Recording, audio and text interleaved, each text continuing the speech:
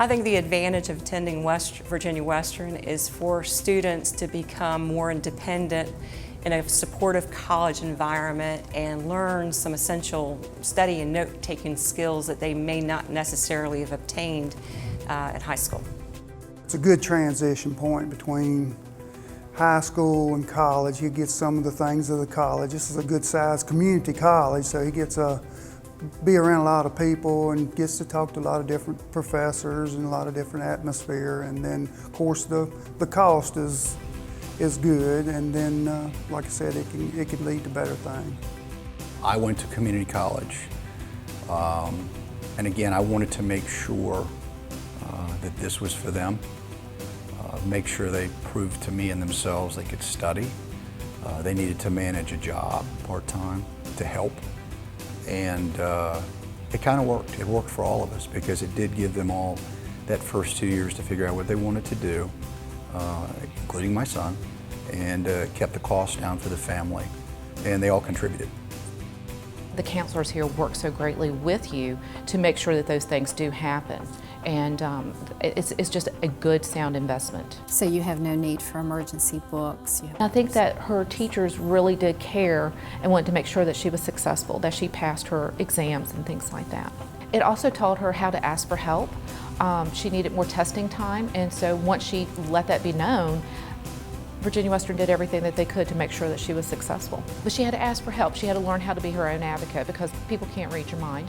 There are so many resources and services that are here at Virginia Western that I'm not sure he would have found at a four-year college or university. The services, the support services for students, the resources, the activities are so much more accessible. And I think that faculty and staff really go out of the way to educate students about what things are out there. I think another challenge for him was not knowing how important it is to communicate with his instructors. And so, sometimes students pay the price when they don't formulate that association with their instructor and get to know them, let them know who they are, so that the instructor knows when something is completely out of character for that student. The student to instructor ratio is wonderful, and a lot of students, including my son, do a lot better with the smaller class sizes. I can talk to my professors, I can ask questions. Biggest advantage is personal relationships with professors and class size. Other than my mom and my family members and my friends and everyone supporting me, the teachers here have been really supportive as well, and they've really helped me feel like I'm not going to fail at life. They help me feel like, it's okay. You're going to get through this. Everything's going to get done. Just pay attention, study, do what you need to do, and you'll be fine.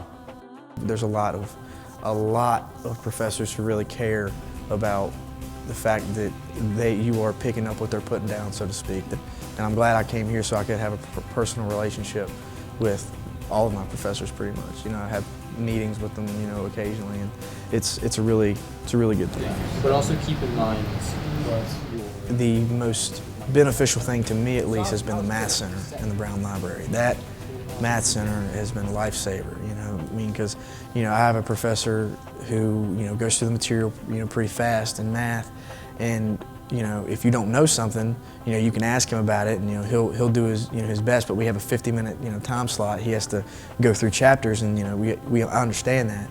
So, if there was something, that he's applying to what we're doing now that, I learned in Algebra 2 when I was a junior that I don't remember, you can go to the Math Center, sign in, ask, any of the people there what it is that you need help with, and there hasn't been anything I've asked them about that they haven't known, so.